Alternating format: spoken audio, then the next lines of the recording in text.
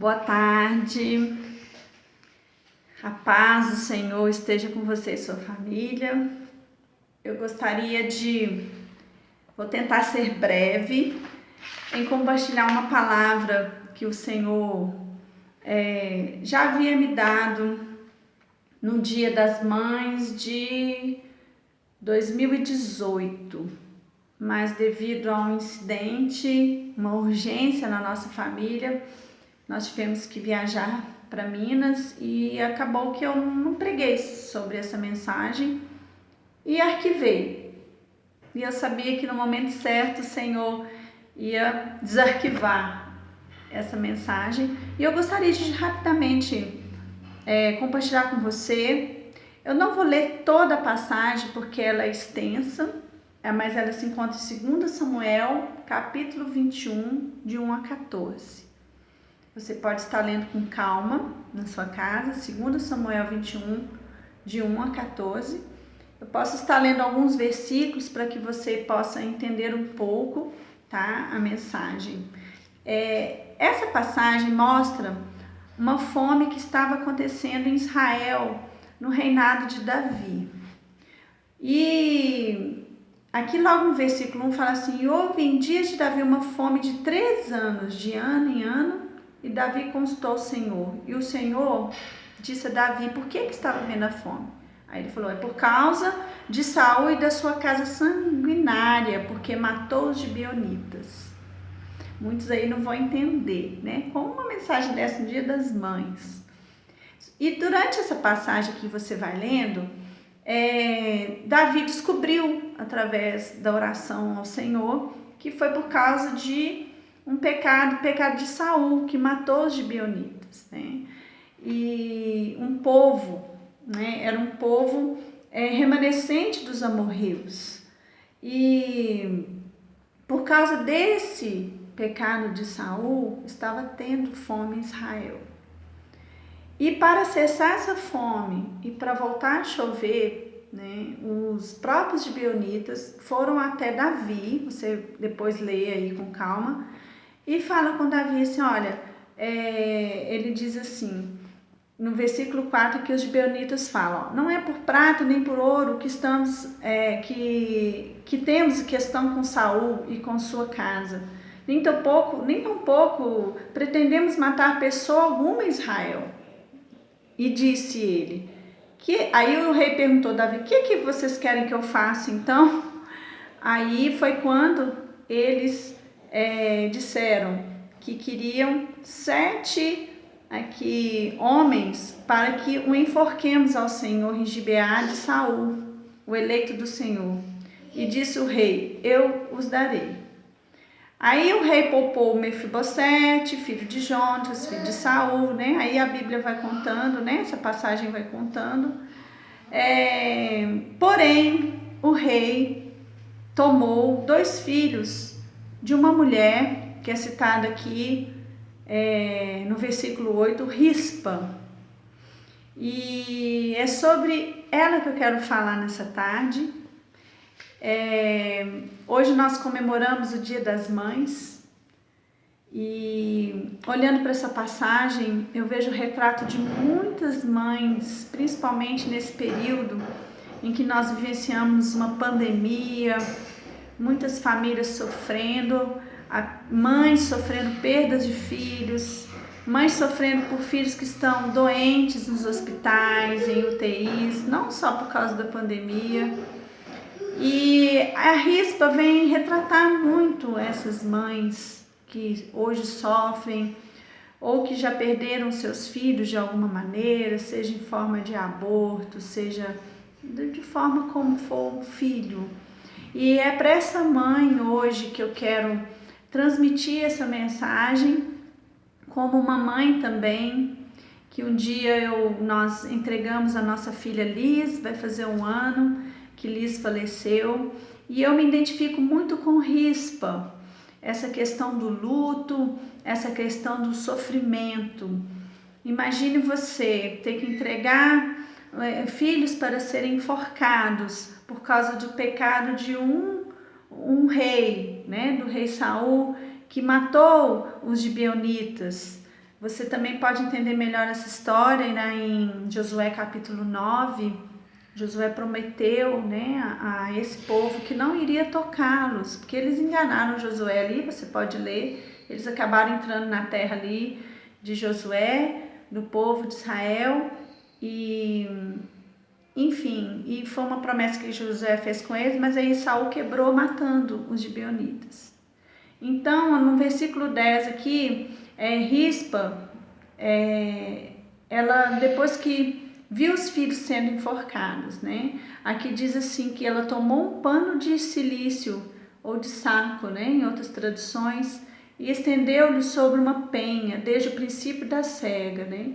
E ali essa passagem diz que ela não deixou que as aves do céu se aproximassem deles de dia e nem os animais do campo de noite. Então a Rispa ficou ali, mesmo com os filhos, né, mortos ali à sua frente, ela ficou ali espantando as aves e de alguma forma vivenciando o seu luto.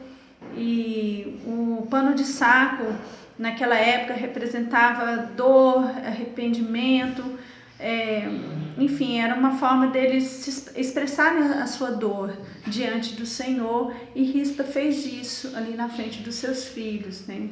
E Rispa, ao colocar ali um pano de saco e não um tapete persa, né? Ela não colocou nem um tapete persa ou uma almofada confortável, vamos dizer assim, percebe a dor dessa mãe, a dor de Rispa, a sua humilhação diante de Deus em favor de seus filhos, restos de um ser humano serem consumidos, né, por animais selvagens e urubus, né, naquela época era considerada a ação mais desonrosa, humilhante e vergonhosa que pode acontecer a uma pessoa, que podia acontecer a uma pessoa. Mas ao colocar ali um pano de saco, na Bíblia sempre teve, como eu disse, né? Esse pano de saco representa uma mãe se humilhando ali, no caso de Rispa, né? Diante do Senhor. O saco era um pano de arame muito parecido com a serapilheira, né? De hoje. Muito parecido, só para você ter aí uma noção.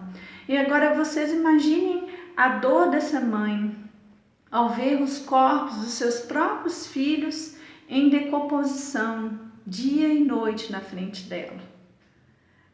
Dá para imaginar que muitas estão passando por isso nesse momento, de até mesmo não poder ver o corpo do próprio filho ser enterrado. Estamos passando por isso, né? Você pode imaginar o que se passava em seu coração de mãe? Você como mãe, imagine ver o corpo do seu filho se deteriorar ali na sua frente, porque ela ficou ali alguns dias. Eu imagino que veio culpa, né? Quantas mães hoje, como Rispa, choram por seus filhos que estão mortos, mas não mortos somente fisicamente, mas mortos pelos seus próprios pecados. Filhos nas drogas, na prostituição, nas depravações, filhos mortos espiritualmente, na imoralidade, sendo consumidos e destruídos bem na sua frente pelo pecado. Mas Rispa, ela ficou por muitos dias ali no seu posto sozinha. Ela ficou ali sozinha. Passaram-se mais de 2 meses, imagina, 2 meses, os corpos ali, de pendurados, enforcados, se deteriorando, e ela ali chorando e clamando a morte de seus filhos para o Senhor. No versículo 10, diz que ela não deixou que as aves, né? Eu comentei isso logo no início, ela não deixava que as aves se aproximassem deles durante o dia e nem os animais durante a noite. Imaginem a cena. Aqui me faz lembrar de mães que oram por seus filhos, clamando de dia e de noite. Você, mamãe que está aí, que clama pelo seu filho dia e noite, para que Satanás, né, não venha ceifar a vida deles e não venha devorar suas vidas. O que uma mãe não faz por um filho, não é mesmo? Nós somos capazes de arrancar da nossa própria vida por eles. E Rispa, ela clamou, ela se humilhou diante de Deus, diante daquela situação. Acredito que houve eu acredito que ali Rispa teve, em meio à sua dor, ela teve uma experiência muito linda com Deus, mesmo naquela situação de catastrófica, né? Uma situação humilhante. Deus estava ali com Rispa. Eu acredito nisso. E eu acredito que ela ali naquele pano de saco, ela estava pedindo perdão pelos pecados da sua geração, dos seus filhos. Ela estava ali rasgando seu coração diante de Deus. E por parte dela, em meio à dor, eu acredito que Deus estava ali com ela, ouvindo e segurando ela no colo. E eu posso... Bom, foi o que tá, gente? Ao ler essa passagem, vendo a dor dessa mãe. E no versículo 12, fala assim: então, foi Davi e tomou os ossos de Saul, né? Você vai ler lá no versículo 12 e fala que ele ficou sabendo de que Rispa estava dessa forma, chorando pelos seus filhos. E quando ele ficou sabendo disso, o rei se atentou a essa mãe, no versículo 12, né? Ele se atentou e ele tomou algumas medidas.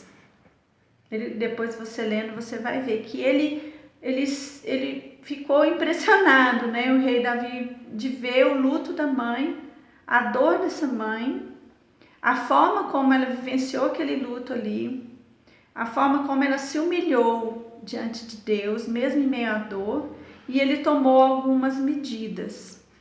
Eu posso dizer que Deus faz o mesmo, tá? Eu estou dizendo o que Deus ministra no meu coração nessa passagem, que Deus, Ele conhece seu coração de mãe, Ele conhece a sua dor e Ele está tomando algumas medidas, algumas providências para que essa dor seja amenizada nele. Ele está tomando algumas providências para que você, mamãe, entenda o propósito da sua dor. Foi o que aconteceu comigo. Como eu disse no início do vídeo, nós entregamos a Liz para o Senhor. Uma amiga minha muito querida, a Cíntia, lá de Bauru, um beijo para você, Cíntia. Ela disse algo que marcou meu coração, que ela perdeu a mãe, né, Cíntia? Ela disse: amada, nós não perdemos os nossos queridos, porque quem perde e não acha mais, mas nós entregamos ao Senhor. E nós sabemos onde a Liz está, onde a minha mãe está, que é na eternidade com o Senhor. E amados, Deus entrou com uma providência depois que eu me rasguei diante do Senhor em meio ao meu luto. Até hoje eu sinto muita falta da minha filha, de tê-la em meus braços, mas o Senhor, Ele entra com uma providência na nossa vida, como mamães que perdem, entre aspas, né, vamos dizer assim, que de alguma forma estão sem os filhos. Essa providência se chama graça de Deus. A graça de Deus é uma paz, é um sustento que não tem como explicar. E a graça de Deus é algo que alcançou a Rispa também naquele momento de dor. E antes dessa pandemia aparecer, eu sabia o propósito, sei o propósito porque Deus enviou a Liz, assim como o Pietro também, que está aqui comigo em vida. O propósito pelo qual essa garotinha veio. Enquanto estávamos ali na UTI com ela, Deus usou muito a vida dela para alcançar muitas vidas, muitos corações. É a nossa pequena missionária Liz. Então ela veio com um propósito eterno, um propósito de alcançar corações.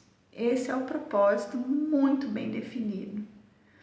E antes dessa pandemia, como eu comecei a dizer no início,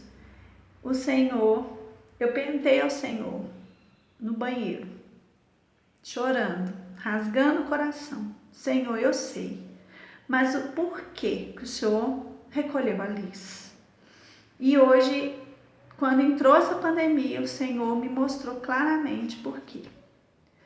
Liz não ia suportar passar por um momento desse em UTIs de hospitais. Nós estaríamos em uma UTI com ela até hoje, correndo também risco de vida. Então, amados, por que eu estou compartilhando isso com você, mamãezinha, que perdeu seu filho? Talvez não perdeu fisicamente, mas ele está perdido nas drogas, está afastado do Senhor, está morrendo diante dos teus olhos. Não desista do seu filho. A minha filha está com o Senhor. Eu sofro com a falta dela, mas também eu sinto a graça de Deus me sustentando. Rispa, ela sabia o porquê. E era um porquê muito duro, por causa do pecado, por causa de um erro, os filhos pagaram por isso. Mas Deus, Ele nos sustenta. Deus sustentou Rispa. Tem muitas rispas espalhadas agora pelo mundo chorando pelos seus filhos. E eu quero deixar essa mensagem para você. Que para você não desistir de caminhar, não desistir de sonhar os sonhos de Deus para você. Porque todas as coisas cooperam para o bem daqueles que amam a Deus, inclusive em meio à dor. A Bíblia não relata mais a vida de Rispa, o que aconteceu com ela. Mas eu acredito que ela, com o tempo, ela foi entendendo os propósitos do Senhor com tudo isso. E em meio à dor, Deus se manifesta com sua graça. Deus quer nos dizer algo. Deus quer te usar em meio à sua dor. Deus quer usar a sua vida para abençoar outras vidas, para ajudar outras mamães. Não sei qual o propósito, não sou Deus na sua vida, mas faça como Rispa, se humilhe diante do Senhor, chore tudo que tem que chorar aos seus pés, fale tudo que tem que falar com Ele. Ele te entende e Ele vai te mostrar o propósito pelo qual tudo está acontecendo na sua vida, ou aconteceu na sua vida. Você é uma mamãe muito amada por Deus. E Ele conhece a sua dor. Ele conhece a minha dor. E Ele está pronto para manifestar a sua presença. Ele está pronto para responder as suas dúvidas, assim como Ele tem me respondido. Então, faça como Rispa. Se humilhe diante do Senhor. Coloque sua vida diante dEle. Entregue a sua vida totalmente ao Senhor, porque Ele quer realizar grandes coisas na sua vida, mesmo em meio à dor. O Senhor quer realizar algo grandioso na sua vida. Ele quer curar suas feridas, para que você seja um instrumento de cura. Amém? É esta mensagem que eu queria deixar para você, mamãe.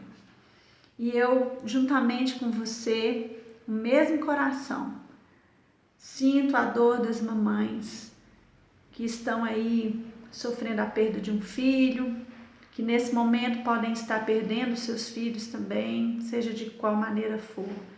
Eu gostaria de orar por você nessa tarde, amém? Feche seus olhos. Se você quiser se ajoelhar, colocar a mão no seu coração. Eu quero abençoar a sua vida e quero ser abençoada também por você. Amém? Senhor, eu quero neste momento, Pai, entregar esta mãe que está me ouvindo, Pai, em tuas mãos, Senhor. O Senhor conhece o seu coração. Tem, Pai, visto o sofrimento, a dor de ter perdido um filho, seja em forma de aborto, seja de qual forma for, Deus. É um filho. É como se arrancassem um membro de nossos corpos, ó Pai. Por isso, restaura-nos, ó Pai, nesta tarde. Restaura essa mamãe que está me ouvindo, Pai. Dê novo ânimo, força, Pai, coragem do Senhor. Somente pelo Senhor, Deus, podemos caminhar. Não há outra forma, Deus. Não tem como caminharmos sozinhos, ó Pai. Por isso, Senhor, nós nos colocamos diante do Senhor. Nos humilhamos como rispo, ó Pai. Rasgamos o nosso coração diante do Senhor, te pedindo por misericórdia, te pedindo, Senhor, que o Senhor venha com a tua graça, Pai, que o Senhor venha, Senhor, com o teu consolo, Pai, sobre o coração desta mãe, ó Deus. Pai, que o Senhor renove as forças físicas, ó Deus, desta mãe a cada manhã, que ela possa sonhar os teus sonhos. Traga, Senhor, vida onde está morto, Pai, dentro do coração desta mãe, ó Pai. Deus, em nome de Jesus, eu te peço que o Senhor vá ao encontro, Deus, de cada mamãe que está nos hospitais agora, aquelas que estão enfermas, aquelas que sofrem pelos seus filhos, ó Pai. Oh Deus, tenha misericórdia, que o Senhor vá ao encontro destas mamães agora, Pai, nos hospitais, em suas casas, aonde elas estiverem agora, Deus. Eu oro, Deus, por cada mamãe, Deus, por cada coração ferido, Deus, que elas não venham se sentir sozinhas a partir de hoje, Pai. Assim como eu não me sinto sozinha, Pai. Porque em momentos em que não temos força, Senhor, sentimos, ó Deus, eu pelo menos sinto, Pai, o teu cuidado, podemos sentir o teu toque, a tua graça, Senhor, sobre nossas vidas, ó Pai. Por isso, coloque, Deus, essas mamães agora em teu colo, aquelas que não têm força mais, revigora a força, Deus. Dê ânimo novo, Pai. Dê vida, Senhor, para esta casa, para esta família, Deus. Dê novas esperanças, ó Pai, em Ti. Novos sonhos, ó Pai. Restaura, Senhor, a nossa sorte, Pai. É o que nós te pedimos, Senhor. Eu te peço para esta mamãe, Deus. Aquelas, ó Pai, que também tem dificuldade, Deus, de gerar um filho, Senhor. Eu te peço que o Senhor esteja tocando no ventre desta mãe agora, tirando toda a enfermidade, Pai, trazendo fruto, Deus, do Teu Espírito Santo, Pai, no coração desta mãe, o fruto da fé, que o Senhor pode, Pai, todas as coisas. Os médicos, ó Pai, dão um diagnóstico, mas a última palavra vem do Senhor. Toca nesta mãe estéril, Deus. Traga vida, Deus, neste lar. Traga vida neste ventre, Deus. Em nome de Jesus, ó Pai. E eu quero também entregar, ó Pai, a vida dessas mães, os filhos dessas mães, ó Pai. Pai, entrega essas famílias em Tuas mãos, ó Deus. É o que eu oro em nome de Jesus. Amém? Amém. Obrigada pela paciência em me ouvir e que você possa, mamãe, ser tremendamente abençoada pelo Senhor todos os dias da sua vida. Depois você pode estar meditando com calma nesta passagem e que o Senhor fale profundamente no seu coração. E eu vou continuar orando por você, até pela mamãe que eu não conheço. Eu tenho certeza que Deus, Ele tem muito mais, infinitamente mais do que pensamos para realizar nas nossas vidas como mamães. Amém? Um beijo, um abraço apertado para você. Amém? Fiquem com Deus.